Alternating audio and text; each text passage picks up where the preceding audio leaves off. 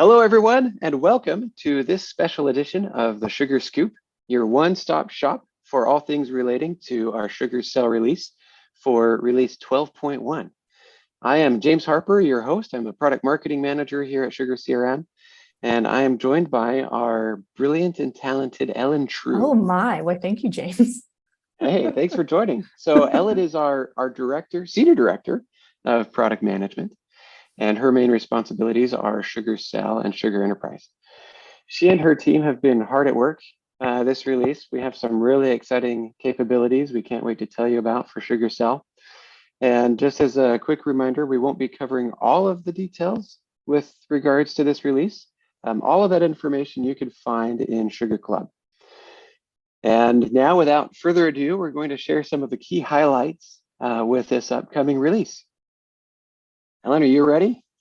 Yeah, this is really exciting, guys. So, especially for people who've been using sugar as long as I've been here. It's 11 years for me this coming month, James, in case I hadn't reminded you Wow, recently. congratulations. Reports viewer is just a huge part of the CRM, right? So, as Zach Sprackett, our esteemed CPO, likes to say, when you're working in sugar or any CRM, you're basically doing one of two things. You're either putting data in or you're getting data out. And reports is just such a huge way of getting that data out. So I'm really thrilled that we've gotten the chance to do a big visual overhaul.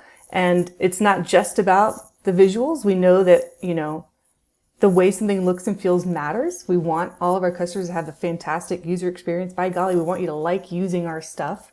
But also the improvements we've made, I'm going to take you through a few, really enhance its usability, make this information accessible to you, help you fill up your screen with all the goodness you want to get out, the value really that you're getting out of the platform. Oh, I love that. I think that'll be really cool. Should we take a look at what this new view looks like? Let's do it. So this actually is our old view. This is what you've been looking at for a number of years. And you'll notice that my data doesn't start till way down here at the bottom. So what's really exciting is we know how much you love using the data you're getting out of sugar. And now, boom, it's filling up your screen from the get-go. So all that information that used to be at the top of the screen is still here. It's just tucked away somewhere, more appropriate for how often you really need to check those things. And the top of this screen also have these runtime filters. These are the filters that you can drive as you're working in order to see what you want to see. Well, they're still here.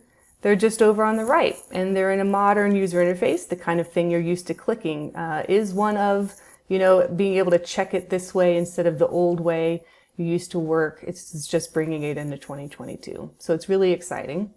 And there's a few things I want to show you here, some goodies. I don't know if you want to tag on anything else before I get really nitty gritty, James. No, let's dive in. I love what we're looking at so far. Can't wait to see the next. Yeah, so this is a report I like to use. It's my open tasks, right? And right now I'm pretending to be Jim Brennan, the esteemed head of sales at our pretend company in our demo data. And if you are not friends with Jim Brennan on LinkedIn, I recommend everyone watching this video go do that because it cracks me up that we have this pretend persona really existing in LinkedIn. Sorry, Microsoft. So here you're looking at you're looking at your data table, and right now I'm looking at open tasks that are assigned to me. And so one nice thing is I can make sure that I'm really looking at what I hope I'm looking at by checking all the filters. Look at this beautiful visualization. So before, if you wanted to be sure about what you were looking at, what filters are applied, am I really confident in the data? You had to sort of know how to read SQL. I'm guessing the vast majority of our users don't know how to read SQL. So now you have this nice visualization of the filters that are being applied. And again, the ones that are runtime, I'm able to change. So maybe I'm not so interested in what I'm behind on, but I want to check my team. And so I can do a reports to me, Jim, and hit apply. And there's all my data. And so there's some nice things you couldn't do before in this data table. For example, you'll notice that my header is now frozen. I'm able to know what column I'm looking at as I scroll my data. I'm able to change my sort order, which you could already do, but I also can change the column width. So again, just being able to put you in control of what you're seeing. And then one other nice change that's come to our list views already that appears here now is I've got this frozen first column already happening. So I can see the subject frozen as I scroll side to side as well. Super nice. That's So this is awesome. just of rows and columns. Obviously, there's no chart here. We get even more exciting stuff once we get to a report that has a chart. So here's a report, open opportunities by close month. And again, I've got my runtime filters, and now you'll see I've got two components over here, my data table up top, my bar chart on the bottom. And let's say, man, this chart's getting a little small. I really want to look at that, right? And so I can come up here and minimize my data table. And then boom, Wow. my chart Awesome. just got huge, and I can see it, and I can click into it and drill the way you could always do before. So just really, again, focusing on you not having to scroll around and hunt, but you being able to be in control of what is showing and fill up your whole screen with what you want. So I can click that to open it again. And maybe I really want to dig into my data table. Same principle. I can minimize that chart and really dive into the details here to see what I want to see. And for those of you who've already been taking advantage of the recent improvements to our dashboarding experience, another big way that you just consume, get value out of the data that you're putting in, you'll know what these little icons on the corners do. These are your arrows. These are resizers. So I can even be so flexible to say, you know what, I don't have a lot of runtime filters and I want to see this data even bigger. So let me just switch these two. I'm going to make my chart span so I get even more columns on the screen. And look how good that looks. So just making the most efficient use of your screen real estate and seeing what you want to see. Wow, that's awesome. Ellen, this is great. Your team's obviously been putting a lot of work into this. Well, I can't take all the credit. I just get to come and show it off, which is a wonderful part of my job. Awesome. Now that leads us to our next portion, which is forecasting. Now, my understanding is your team has done a lot with forecasting, and we at Sugar we're placing a special emphasis on this because as we've talked with many of our customers, they are sharing that they are looking for new ways, more accurate ways to perform forecasting. And if you've visited or viewed our previous webcast, we've spent a good amount of time going through the different methods of forecasting. And what we're working on now is making sure that every organization that uses Sugar can forecast in a way that is most relevant for them. And so we're going to show you some really cool forecasting tools and resources that'll make your forecasting work even easier. I love it. Can I show you? Because I could sit here and talk about it for a while, but I really am excited. What I'm going to show you today is something we've been working on for a year now, and we're not done. There's really exciting things coming too, but this is a really great milestone in the project and just a ton of good capabilities to get to showcase today. Awesome. Yeah, if you have something that we can look at, I would love to take a look. I do. Yeah, so let's look here. I've got my screen up. This is Jim. Remember Jim, our favorite. And what we're looking at, I'll just give you a quick orientation. You're looking at the team forecast for Jim. And what that means is that Jim is the top of our organization. He's quota carrying himself. So if I click in here, I'll be able to see and switch to Jim, my personal forecast, but also he's a team lead. So what I'm seeing is the ability here to drill down into anyone who reports to him. So this is really based on your reporting hierarchy. So across the top, again, this is my team forecast for Jim. I'm in Q2 of 2022, and then all the time, top of mind, top of screen, what is my quota and what is my commitment? So this is, the quota that's being assigned to me that I can then go in my commitment tab as Jim and assign down to the people who report to me to distribute that quota throughout the organization. But then also top of mind all the time is this commitment. This is that number that I, Jim, am saying my team is going to meet for the quarter. So keeping those two things up here, and then the ability to set them is in this commitment tab. But what I really want to focus on, because the commitment tab, that's kind of capabilities we've had forecasting in Sugar for forever.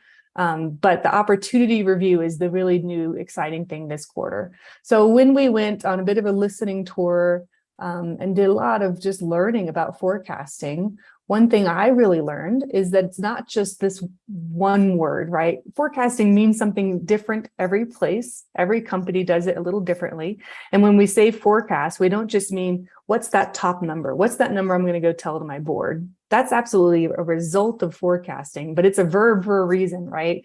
Forecasting is about a whole series of activities that you and your sales team are doing, often dedicating quite a lot of time throughout the week to do it. So maybe we give that board report Monday morning. Well, that means Friday I'm meeting with my team. Thursday I'm meeting individually with each one of them. And what we're doing is this very common cadence we call pipeline inspection or pipeline review. And so we really wanted that experience, that super important part of the forecasting verb, is to be in our application. And what we found is that users of our CRM, other CRMs often have that core deal data in their CRM, but then they're exporting it and they're running these meetings in Excel.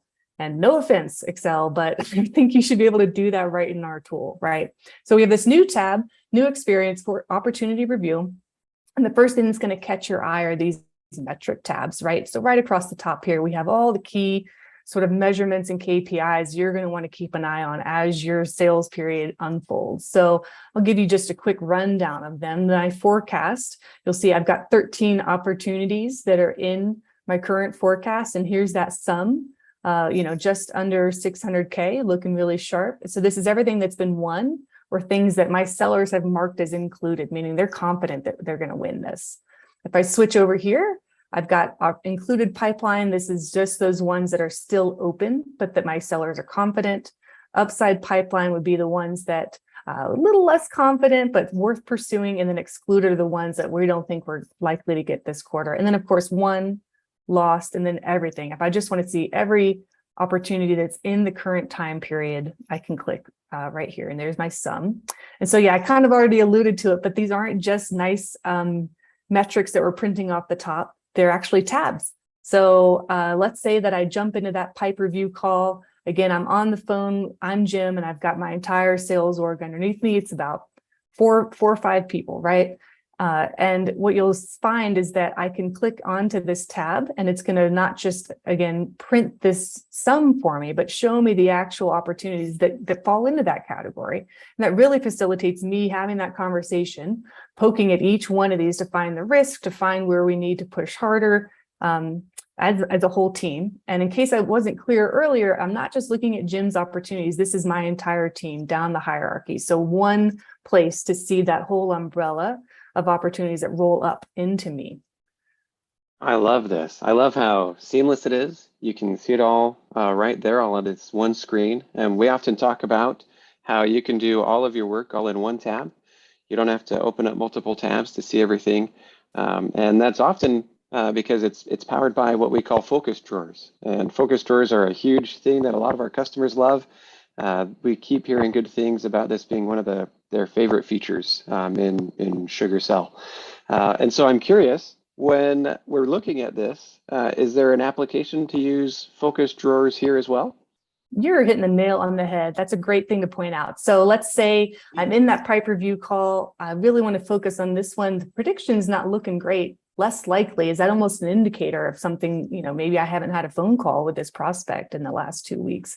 So right here, I can hover, my focus drawer icon pops up, click the icon, and boom, I'm able to look at all the information about that opportunity, even the related revenue line items that make it up, check out what we know about the account, look at the timeline again, and I'm able to see, yeah, actually, we need to make some updates. It doesn't sound like we followed up with this guy in a few weeks. Maybe that's something we need to key in on. And then, I don't know about you, but I tend to go to meetings, particularly any kind of status meeting, where we kind of say the same things over and over again. And by golly, if you're going through 30 opportunities in a call, it's easy to forget what we talked about. So this is one thing I really love about this experience, the focus drawer, is that I'm able to see my comment log right here and go ahead and type in here whatever it is that we discussed, capture it right here, call out, hey, John, can you take this guy golfing? I think that's going to move the needle, whatever it takes, right? And just being able to type it right here, clicking add and done here. And then one other thing, this is kind of my hidden gem favorite part about focus drawers, is that I don't just have to look at one opportunity, but again, if we're stepping through all the opportunities in this included pipeline metric, I want to look at this next one next. So I come right up here, and these up and down arrows let me step through the list I'm currently looking at. So I'm going to click that down arrow and just continue on with our meeting, making the most efficient use of our time. We could all use a little less time on Zoom.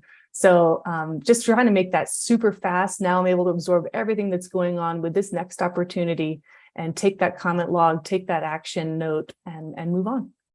I love that. I think one of the things that I really like about that is, as you mentioned earlier, people would try to do this all in Excel.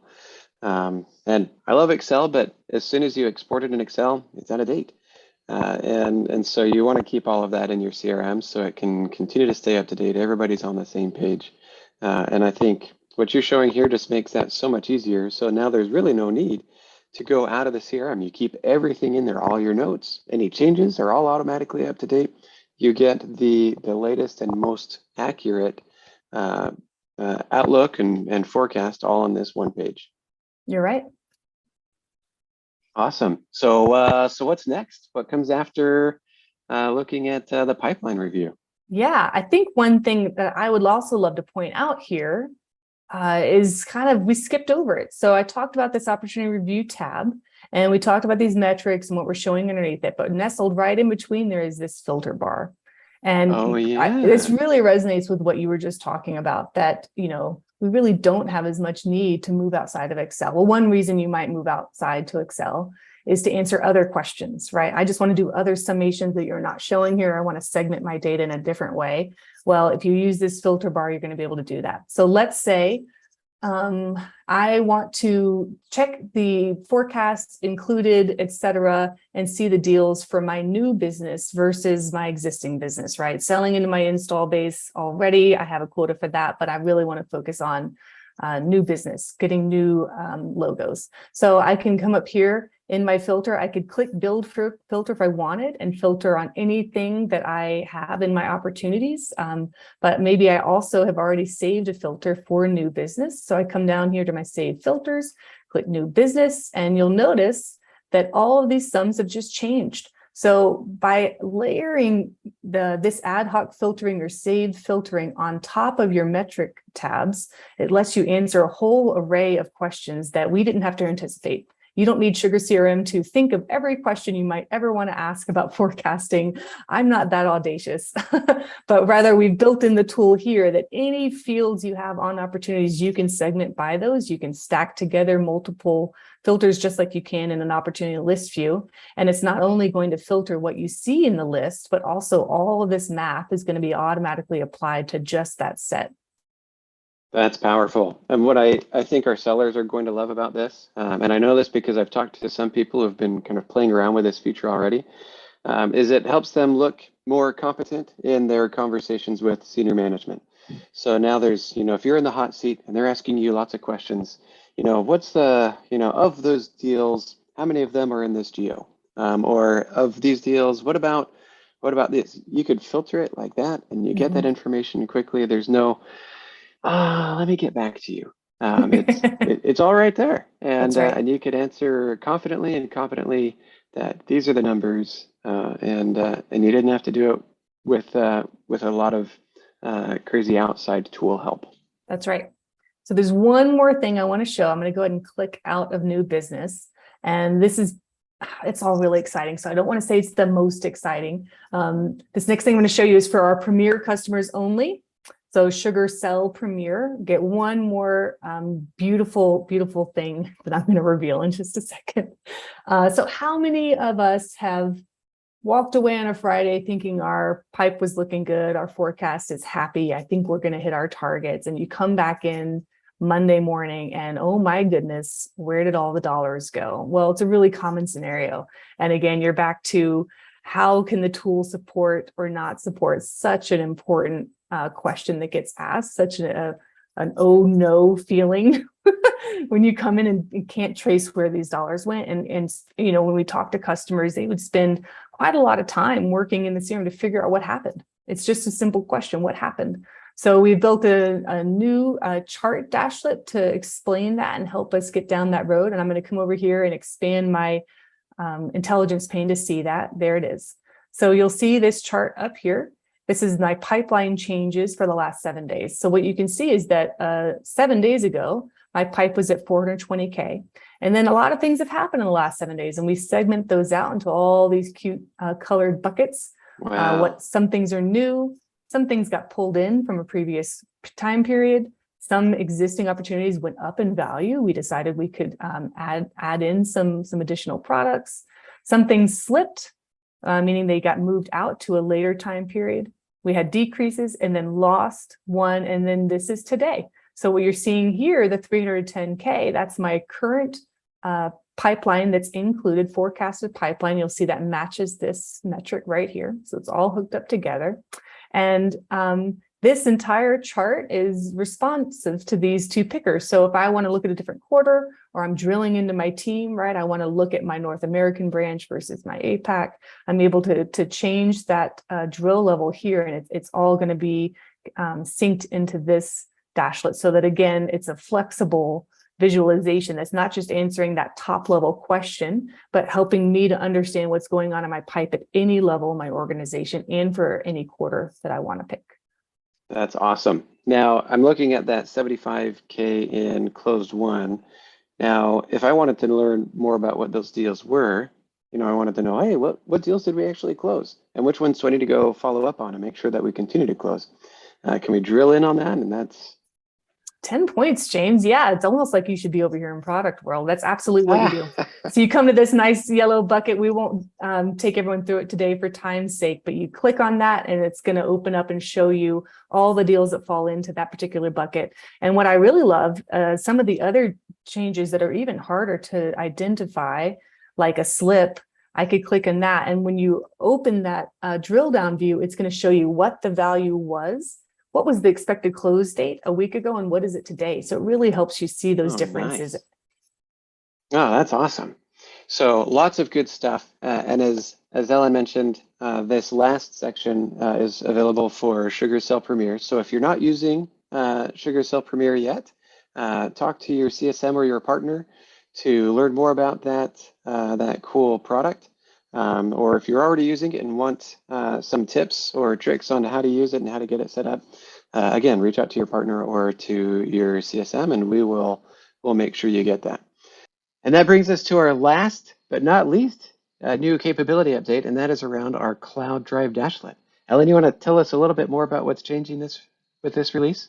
I'd love to. Yep. Cloud Drive is really not that old of a feature to begin with, so it's exciting that we're enhancing it so much already. And so for those of you who haven't used it yet, this is a dashlet that you can put in any screen in Sugar, and it's going to be a window into an external cloud-based storage. So we already supported, let's think, OneDrive and Google Drive. And the big change this quarter is that now we offer support for Dropbox. So if your company's using Dropbox as your external cloud's repository, now you have a great new capability that you can leverage. That's awesome. And I like that you say that this could fit anywhere within the CRM, within Sugar. And I've heard that a lot of our customers are using this to store templates for NDAs or contracts. I've seen some customers showing us how they use it for sales enablement materials. So they store a lot of their information there. It's quick and easy to access. They don't have to leave Sugar to go and get that information. One of my favorites as a marketer is that we have a lot of our marketing material that can be hosted within the Cloud Drive dashlet. So again, just making it easier for sellers to get that information, not have to go somewhere else digging for it. It's all right there and ready for them to share with their customers as necessary. I think you nailed it right there, and always up to date, which I know is always a challenge, making sure we don't have old copies of decks and other enablement materials floating around. So I think it really puts a lot of control in your admins and in your marketing team's hands to make sure the right stuff is being surfaced. Ella, this is awesome. Thank you. Thanks for taking the time to show us all of these things and for joining us today. Hey, thanks for letting me come and talk about it. I think it's one of the best parts of my job is getting to stand up here and represent the work of a lot of smart people who are just tirelessly dreaming about how to make all of your jobs go better. We have software tools we use ourselves that are frustrating, and that's the last thing we want to be in your life. So it's just really, really fun after so much work and thought and design and building goes into something to get to stand up here and share it with you guys. So thanks for letting me come, and we've got a lot more in the hopper that's coming, so make sure to invite me back. We're excited to see what's coming in future releases. Well, this is good. So again, special thanks to all of you for joining us today. There's a lot we didn't get to cover, and you could find all of that information on Sugar Club.